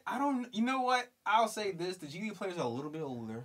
Yeah, they are. Okay. They've been so I feel like they're a little bit more polished, and the younger players some of the young players have a more upside, but G League players, man. They give them minutes, man. And let's not forget, Ellison came from the Pistons. Yeah. He had a lot. I think he had Blake Griffin ahead of him. Right? Yeah, and there's no hope there. Yeah, you're not getting minutes over no damn Blake Griffin. Definitely not. Pistons cut him. Yeah. And we ended up with a guy in our lap who can shoot corner threes pretty well, run the floor, and dribble. So and it's funny because I've actually seen him play a couple times in Detroit, and I thought dude was trash. To be honest with you, the few times I've seen him play there, but he showed me something else this season. Yeah, he seems like he's kind of in the a Mario vein, yo. I feel like he's taking a little bit of the Mario spot. Like, this is kind of what we wanted Mario to be a little bit. Mm-hmm. I will say this though, he's kind of fallen off after those first 2 games. But the defense has been a little bit weird. But the first 2 games, defense and the jump shooting was great. 13 points for the first 2 games. Right. He fit right in. Fizz played him 30 minutes, and he was pretty scrappy. Got steals. Mm-hmm. I like what I've seen. So, what do you think? You think he's going? I don't know if he's going to be with the team next season or not. Mm-hmm. I doubt it. Yeah, I'm with him. I doubt it. I really don't know. For the direction that we're planning to go into, we shouldn't have anybody from the G League playing a significant amount of minutes. Just in my opinion. I disagree with that. I mean, depending on what happens next season. It depends what happens next season. If the direction that they say we're gonna be in and they're trying to take us into, we shouldn't be looking forward to having G League players play significant minutes. It depends. It depends on the player, I think. Because you have to think about it too. Say for example, the Houston Rockets. Kadeem Allen. Yeah, Kadeem Allen played well. That's different. I kind of have a soft spot for Kadeem Allen. I'm not gonna lie. I'm not gonna lie. Dream, don't forget him. But I'll say with the Houston Rockets, like when they got a whole bunch of injuries or whatnot, like, and Harden had to really carry that team. They had a few G League players playing significant minutes just because like Chris Paul was out, Capella was out, etc. And those G League players actually played their roles well and allowed the Rockets to at least keep their heads above water. So I think it's going to depend on like the player and things like that. And free agency, how many, like, if we have a KD and a Kyrie here, are we going to have those cheap free agents coming here and say, I want to play with these guys? That would be a shame if we got KD and Kyrie and other players said they still don't want to come here. That would be. It's reputation too. You know, it's reputation too. Oh man! Like you gotta have that personality. I don't know if Kyrie has the personality to attract players here because everybody looking on TV like I don't know, this guy knows how to act. You know what I'm saying? That's true too. That is true. So they gotta be likable. Like to me, Fizz might be a more of attraction because he seems like everybody loves that guy. Yeah. If anything, it might be Fizz. It might not be Kate. It might be Fizz and Katie. Okay, I might see that happening. Right. Maybe even Kemba. I heard something that said Kemba is leaning towards leaving. Really? I'm not sure. I'm not sure how credible it is. I see somebody post it, and I went to like look for the source, and I couldn't find it. But it doesn't mean that it didn't happen. So I'm gonna double check it. But keep that. I'm not sure if that's real or not. But if it is, then that's something. Yeah, I mean, that's something that can. It's a possibility if the Knicks don't get Kyrie, they'll probably go after Kemba. That could be dope. If we don't get Kyrie, just leave it alone. Just leave it alone. Just keep DSJ. Keep DSJ. See what we can get out of him. The thing with Kemba though, the jumper. I love Kemba Walker. I say nobody agrees with me on this, and I don't really expect anyone to. After I watched him come out of college and hit that game winner, I would have took him number one. I would have took him number one, man. I tell you, man, that boy would kill on the court. If he was a taller guard, he would have definitely went like higher. Yeah, no, it's most definitely the build is what makes him shoot this low. But yeah, but I know people was like he's 32. I think is he 32 or 30? He's 30. He's not 32. He's 30. 30. You're gonna max out. Kemba, right? Yeah. I don't know if we give him the years though. You know what I'm saying? That's what I'm saying. 4 years max dollars. I don't know if I'll give him 4, yo. That man's step back game serious though. But he's gonna get torched on the defensive end. Oh yeah. Oh Lord. That's why we need to keep Frank. Need help. Need that help. Frank just needs that corner three. Frank hit the three, man. Just work on the three. And it looks so good coming out of his hands, man. Like it's coming, man. I believe it's coming. He just gotta get the confidence. Dotson still be good too. Yeah. Dotson still be he's serviceable. Frank can be a Swiss Army knife though. So yeah, like I said in my article that I talked about earlier, Frank, if for example Kyrie comes through and there's not enough space at that point guard position, if Frank can just develop his jump shot, he could easily be a wing, because he has the size to be a wing. You know what I'm saying? So he could fill in at the wing at times as well and get playing time through that medium. Yeah. You know what it is, too? What makes him special is he's tall. Yeah. And can handle the ball and be a point guard. So when you make him a wing, he's like, you kind of make him a little average. This is why people's like, damn. Yeah. But I understand what you're saying, though. I understand what you're saying. Yeah. Maybe you can make him a combo wing, so you can kind of utilize some of his other skills. Yeah, I mean, and then on top of that, it's like, it's always good to have more than one point guard on the floor just in case. Yeah. It gives you extra ball handler. It gives you another player that can also develop shots for other players as well. So I mean, you know, it could still work out that way. Yeah, man. Well, again, watch Kadeem Allen, because when Kadeem Allen was working with DSJ, it seemed like it worked pretty well. So Frank, watch Kadeem. Watch those tapes. All righty then. I think we talked about it enough. Oh man. Do you want to talk about Dolan being like the fan incident? Bruh. I forgot all about that. That kitchen getting hot. Yeah, man. Getting real hot. I'm just tight because, listen, news came out this week that said, I forgot about this too. News came out this week that said, Chris Broussard said that KD and Kyrie were not leaning towards Knicks because of the media scrutiny. it'll be too much. But then I think I heard him kind of step back on it a little bit the next day. I have a theory to that. And he said he didn't say leaning away from this. He kind of said and making him think about it a little bit more. Mm-hmm. I have a theory about that. That on top of the Dolan thing makes me like, damn, come on with the timing of his dog, right? Right. Like come on, Right. man. Like we don't need no more Brad Price about New York is this and that and all. We don't need no more of that, man. I don't want like Dolan. If you don't know, Dolan kicked the fan out. He was in his feelings. Fan yell at him to sell the team, and it seems like Dolan gets that a lot, and Dolan banned him from the Knicks. I can make jokes, but I ain't even mad at him. That's his house, technically. It technically is. I have mixed feelings on it. Yeah, but as I was saying, Okay. about the news about KD and Kyrie, I don't think Knicks fans should be discouraged because this is what I think. KD and Kyrie's camp, they're seeing like, okay, these media reports are getting out of hand. So maybe we need to try to squash these media reports a bit. So Smoke screen. Exactly. So let's put it out there that, they're not that interested in coming to New York, or they're making them think about it and this and that. So like the media will get off their backs a bit. So I mean, it could be a scenario where the plan is still to come to New York. It's just that they want the media to calm down. Right, yeah, like throw them off the scent a little bit. Yeah. But yeah, back to that Dolan thing though. James Dolan. Oh Lord.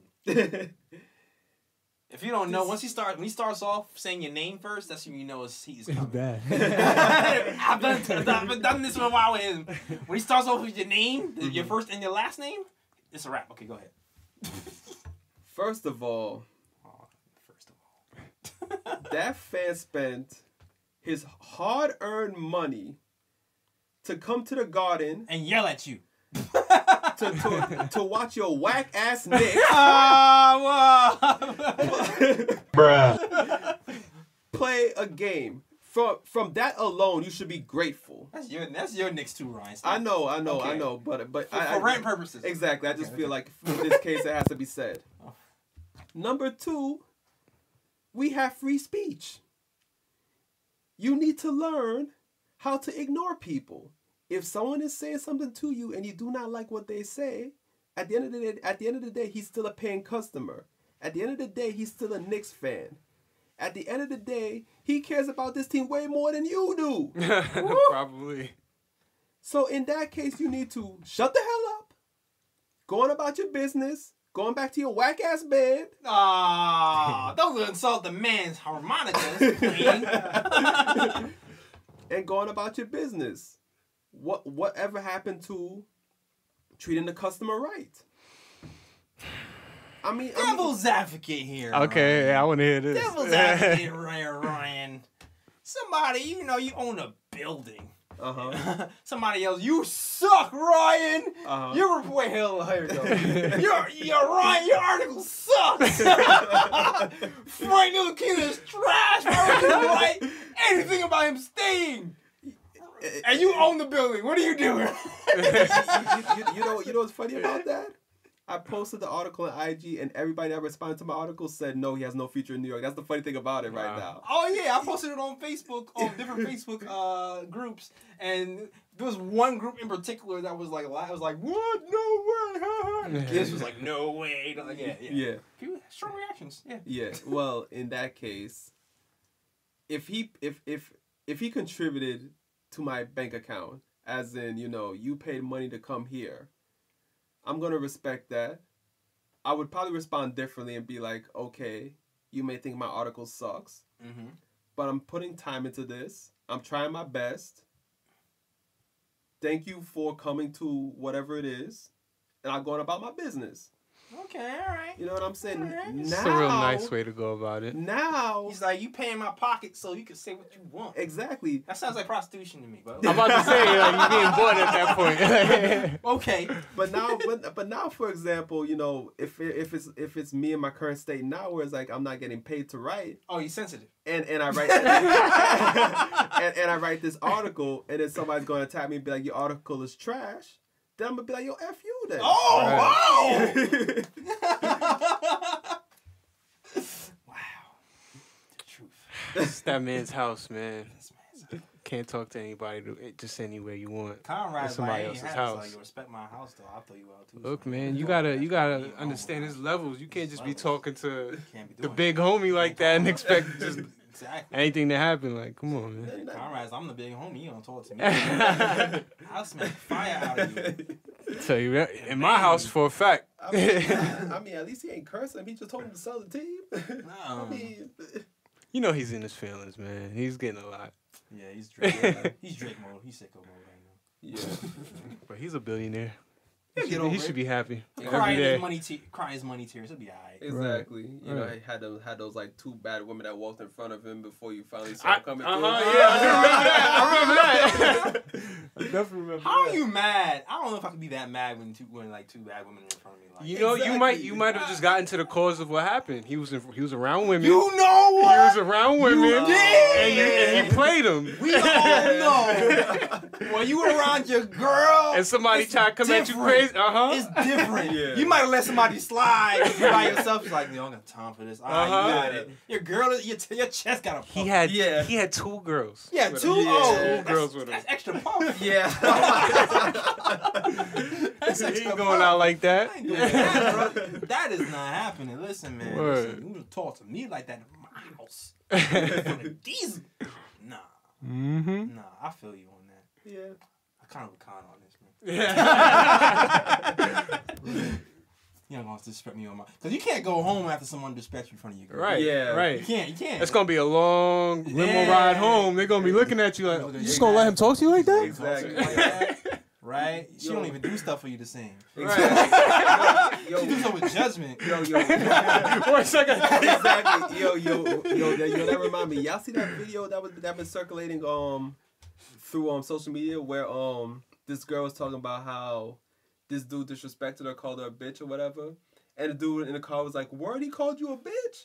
He's like, I know you and he went out the window to confront the guy, and then he came back. He was like, You talking about him right yeah, there? he's like, you talking about him right there? And she's like, yeah. And he's like, the dude wearing the black Air Forces. He earned that.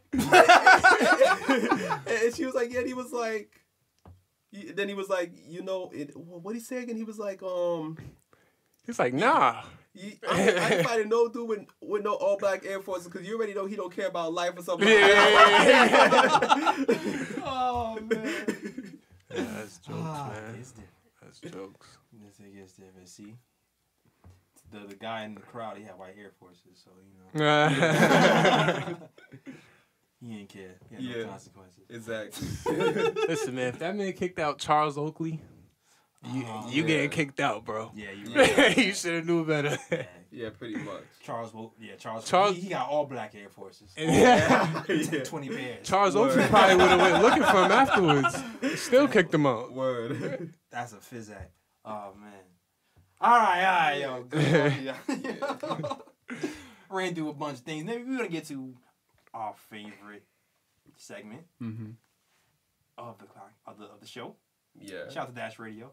It is the O Picks. Thank you.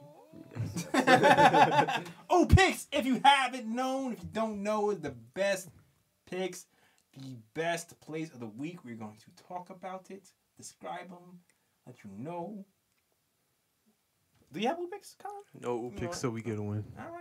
Oh, so he's just like Kathy. It's the It's double the K. K's. The K's. We boycotting. Word. We need to get some wins, Kaepernick, man. Con Kaepernick. Okay. Yeah. I'm trying to add out the Con, A-Con. Con. I'm going to play with that. All right. Go ahead, Ryan. I gotta remember mine. Alright, so my ooh pick is Knicks versus the Suns. So we had rookie big men going head to head. DeAndre Ayton basically was guarded by Mitch in the paint. Ayton tried to back him down in the paint. Then he spun into the lane, went for that hook shot, but there was money making Mitch stuffing it right there. Rejected! That one. Yeah. And then on top of that, the ball didn't go out of bounds. They kept the ball in play and it was a turnover. That was nice. Yes. Very, very, very, very nice. All right. I'm trying to remember my picks right now, but I'm going to blank. Let me see if I can remember now, since I can't get to this site on time. It is, I will say, this pick is, what game was this? I forget. I want to say, all right, first one. Here we go. Knicks versus Sacramento. So, after Sacramento misses a jumper, our guy, Zoe, no, he's not Haitian, but Zoe, Alonzo, ISO Zoe, gets the rebound. Gets a full set of steam. After he gets the rebound, actually, he does a little spin move. Whoop. Right around the defender. Right side of the court. Drives to the hole. No resistance. Jumps into the air. Dunks it. One hand with full force. Oh. Nice. That was the first one. Second one, I want to say, yes. Knicks versus the Kings. DSJ playing defense. I forgot who took the ball from. He pickpockets a player, cruises for a fast break. Oh, I remember that one. And I know, dunks for picks. It's not special. Like, you see dunks, it's like, okay, whatever. This was like, where dude took off from was like, you didn't want to come closer? Mm-hmm. Like, no, you want to take off from Nick? Okay. All right. This is after dunk contest, DSJ. My man took off from outside of that double circle that line. Saw it in the air for about 35, 45 minutes. Dunked the ball. One in the air. And pause. Yeah, I was gonna say. Pause. The cock back game. Pause. It was kind of crazy. On the dunk was crazy. Kind of crazy. Oh man. Don't judge me, Ryan. I heard you. Now you said pause. So I know, but you still said, "Oh man, kind of funny." I felt it still. Even though I said the pause, you still judging under the pause. But whatever. I forgive you. Anyway, one more. I will say Knicks versus the Clippers. This is a while ago. Trier, man. ISO Zoe has kind of developed a synergy with the team now. He's not just chucking up. It's not longer just straight up ISO. Oh. Yeah. Oh. News coming, but we'll talk about that in a second. So, basically, ISO runs pick and roll. Mitch sets the pick and rolls really, really hard. ISO throws the ball into the air, and Mitch catches it, kind of falling backwards, which is the crazy part. Falls backwards and slams it into the rim for 2 points. Oh. I'm good. I'm done. All right. And those are my picks. Next picks. Is this what's the yeah? The next section is called the Bruh Picks. Bruh. Bruh Picks are the worst picks, the worst plays of the week. Actually have a Bruh Pick. I have one this week. All right. I got you. I'm just contributing. So, last game, Knicks versus Sacramento. Dennis Smith Jr. and DeAndre Jordan, right? They kind of have a synergy going. They both kind of know each other's game. Know how to fill each other out. A fast break was happening. And Dennis Smith Jr. was driving on the right side of the court. Stops around the foul line. Sees DeAndre Jordan cutting. But, and he passes DeAndre. Now, there was like 2 defenders by DeAndre. And DeAndre was kind of a lot further out from the hoop than usual. Which didn't make for a pretty finish. So basically, it looked kind of pretty beginning because he kind of caught the ball, did like a little up and under. And it was like, woo! He kind of like almost tries to finger roll, float the ball up in the air. And the ball goes up. and then it comes down and doesn't hit anything. Not even the rim. Bruh. Air ball on the layup. Yeah, damn, that's the wrong Jordan. Word.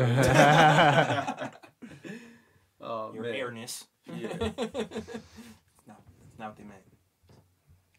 Yeah, that's all. And I will now turn the rest of this segment over to Bruh Man from the Fifth Flow. Wait, do we want to check to see if Khan got any raw picks? Nah, not this week. Not this week. Alright. So I'm gonna take over the broad pick segment right now.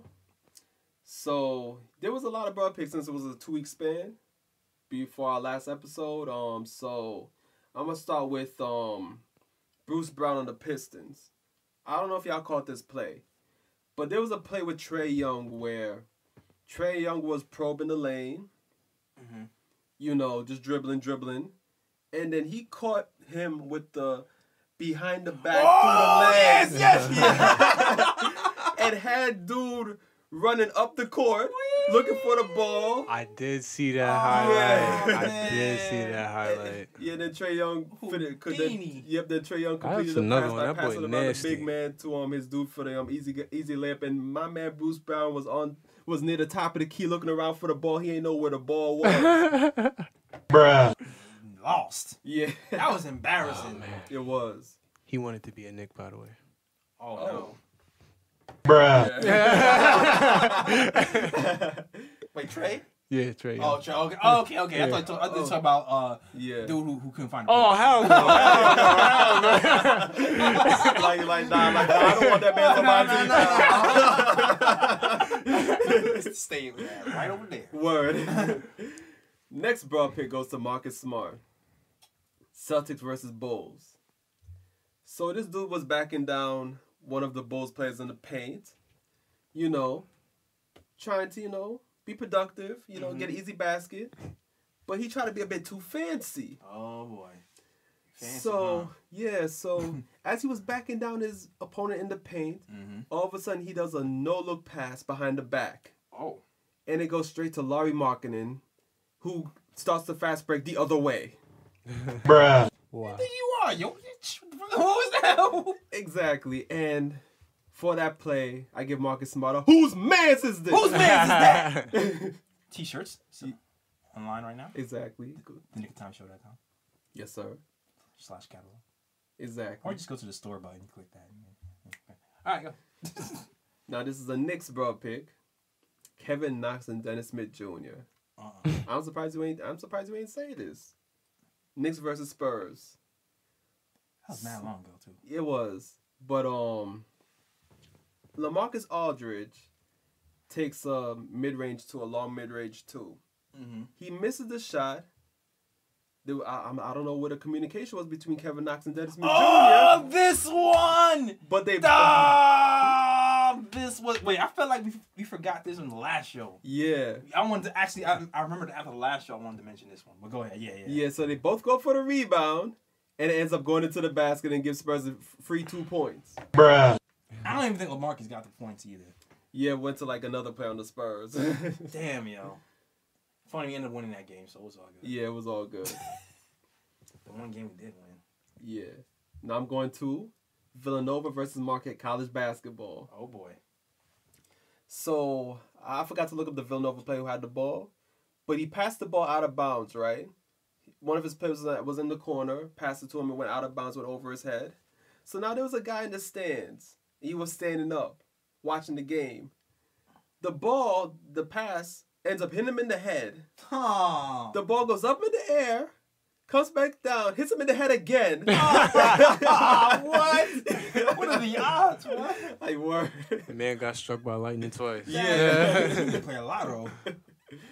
For real. Bruh. And now this is the favorite part of the Bucks. This is the favorite part of the Bucks segment right now. Oh, okay. Because these last 3 broad picks all going to LeBron James. King James. Get 23, bros. Bruh. Bruh. Bruh. Bruh. Never mind. All right. First LeBron, bruh. Lakers versus Suns. Booker makes a short jumper off the glass. At this point, the Suns led 85-72. So, at this point, LeBron is frustrated because LeBron's like, yo, we the Lakers. Why we losing 13 to the damn Suns? Because you're the Lakers. Exactly. So LeBron takes the ball out of bounds. He sees Ingram in the corner asking for the ball. LeBron kind of lobs the pass to Ingram, but the ball bounces off the backboard, out of bounds, and it's a turnover. Suns ball. Bruh. LeBron. Yeah, he was wild in that game. Yeah. Next LeBron, bruh. Lakers versus Clippers. And these are all against different teams. This is the funny thing about it. Oh, Lord. So now the Clippers were moving the ball around. Clippers had a shooter open on the wing. Mm-hmm. Again, LeBron playing his typical defense. Was not guarding the shooter. Instead, he was just looking around all clueless. Oh, man. Kuzma spotted the shooter. Yeah, And Kuzma was like, yo, guard your man. So Kuzma pushes LeBron towards the player. The only person I've ever seen do that. I've seen that happen before, but I've never seen it happen to LeBron. Yeah. Yeah, that's what I meant. I've never seen nobody push LeBron. So Kuzma pushes LeBron towards the player. LeBron finally contests the shot, but the contest was late as usual. And then to make it even worse, he knocked into his other player, Josh Hart, because Josh Hart was covering for him, trying to contest that same shot. Ooh. Bruh. Ooh, for the fall. Yeah. And now the last bruh for LeBron, Lakers versus Nuggets. I don't know if y'all peeped this, but LeBron has a habit now to where when he's going for a 2-for-1, he lets the ball roll on the floor. Oh, yeah, I saw this. But he let the ball roll all the way to the 3-point line. Oh. So he's there letting the ball roll. The Nuggets defender is looking at him like, waiting to pick up the ball. But he had enough, though. So he was like, you know what? I'm going to come after this ball. So LeBron sees him coming after the ball. LeBron tries to pick it up. Couldn't get a grip on the ball. The ball rolls out of bounds. Bruh. Hilarious. Yes. on, man. That's your guy. And this is why I'm going to end this segment by saying these three bros earned LeBron James. Whose mans is this? Whose man's is that? Yo, I have never seen. I didn't even watch this, but I saw a clip today that said analysts are arguing on whether the Lakers should trade LeBron. Honestly, Wow. if it's in both of their best interests, especially if they don't pick up a who? major free agent, I don't know. That's the crazy. question. Yeah. That's crazy. And LeBron got that big contract too on top of that. I think anybody would pick up LeBron though if they had a chance. I wouldn't. Look, I wouldn't either, but these execs, they taking LeBron. Last year I would say I wouldn't because I just me, I'm the LeBron hater of the group, Yeah. right? But this year I actually have basketball reasons why I wouldn't do it. Right. Yeah, this year is a bit more reasonable. Yeah. I have questions. Are Are you going to be healthy? That is true. Is it the beginning of the end? That is true. Are you going to close out on the shooter? We could just get mellow because somebody's not going to play defense and score. Yeah, that that's is the true. scary part right there. Like, he's not even trying a little bit on To defense. play defense, yeah. I mean, they say he has a little bit of a groin injury still left, but I don't know about that. I don't know that boy. But yeah, shout out. That was the end of our Ooh and Bruss, man. Hope you like it. It is Alex Collins' favorite segment of the show. Shout out to Alex Collins, who doesn't miss a show. I think he doesn't.